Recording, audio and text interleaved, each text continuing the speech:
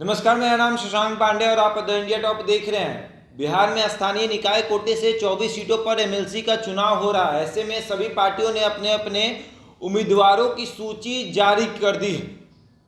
महागठबंधन की अगर बात मैं कर लूं तो महागठबंधन में आरजेडी अलग चुनाव लड़ रही है और कांग्रेस अलग चुनाव लड़ रही है। वहीं एनडीए की बात करें तो एनडीए में जदयू, भाजपा और लोजपा से टूटी हुई पार्टी यानी लोजपा पशुपति पारस का जो पार्टी है उसको भी मौका दिया गया है। जीतनराम मांझी और वीआईपी यानी मुकेश सहनी वाली पार्टी को साइड कर दिया गया है। तो वहीं मुकेश सहनी ने भी ये घोषणा कर दिया था कि हमारे भी उम्मीदवार अब उतरेंगे मैदान में, क्योंकि हमें 2-3 सीट चाहिए था जो कि एनडीए ने नहीं दिया है, तो अब हम अकेले चुनाव लड़ेंगे। तो आज मुकेश सहनी ने 7 जगहों पर अपने उम्मीदवारों की सूची जारी कर दी है। 7 जगहों पर उनके उम्मीदवार अब मैदान में उतरेंगे और ये वो जगह है जहां से बीजेपी के उम्मीदवार उतर रहे हैं।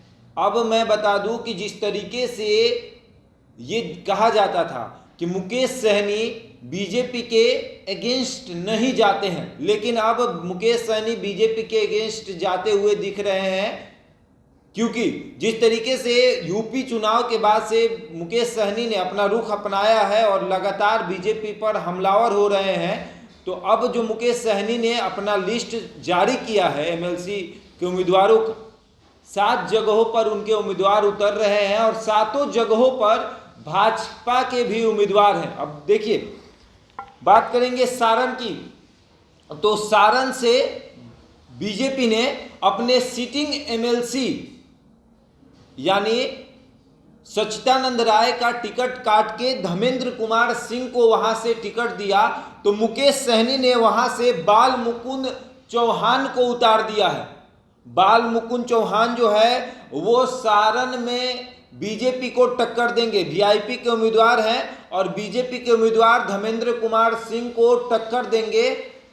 और वहीं अगर बात करें दरभंगा से बैद्यनाथ सहनी होंगे उम्मीदवार वीआईपी के, तो वहीं बीजेपी के उम्मीदवार सुनील चौधरी होंगे। देखिए, जिस तरीके से लगातार मुकेश सहनी भाजपा पर हमलावर हो रहे हैं, ऐसा लग रहा है कि अब मुकेश सहनी भाजपा के पीछे लग गए हैं।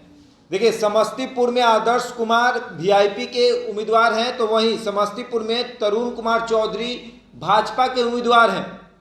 बेगूसराय और खगड़िया में जय जय राम सहनी वीआईपी के उम्मीदवार हैं, तो वहीं रजनीश कुमार जो है वो बीजेपी के उम्मीदवार हैं। 5वां जो कैंडिडेट है रोहतास एवं कैमूर से वीआईपी के कैंडिडेट हैं गोविंद बिंद, तो वहीं बीजेपी के उम्मीदवार संतोष सिंह हैं। 6ठे कैंडिडेट सहरसा एवं मधेपुरा से वीआईपी के कैंडिडेट चंदन कुमार हैं, तो बीजेपी के कैंडिडेट जो हैं वो महिला हैं श्रीमती नूतन सिंह। 7वें जो कैंडिडेट पूर्णिया, अररिया, किशनगंज से हैं वो वीआईपी के कैंडिडेट श्यामनंद सिंह हैं, तो वहीं बीजेपी के कैंडिडेट दिलीप जायसवाल हैं।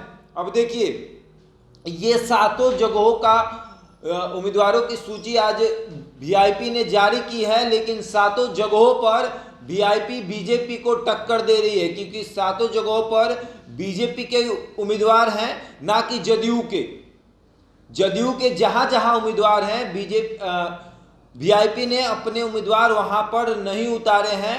पहली सूची जारी की है वीआईपी ने और बीजेपी को टक्कर देने के लिए अपने उम्मीदवारों को मैदान में उतारे हैं मुकेश सहनी। देखिए, यूपी चुनाव के बाद से मुकेश सहनी बहुत ज़्यादा गुस्से में है। बीजेपी पर लगातार हमलावर है, बीजेपी पर हमले भी कर रहे हैं।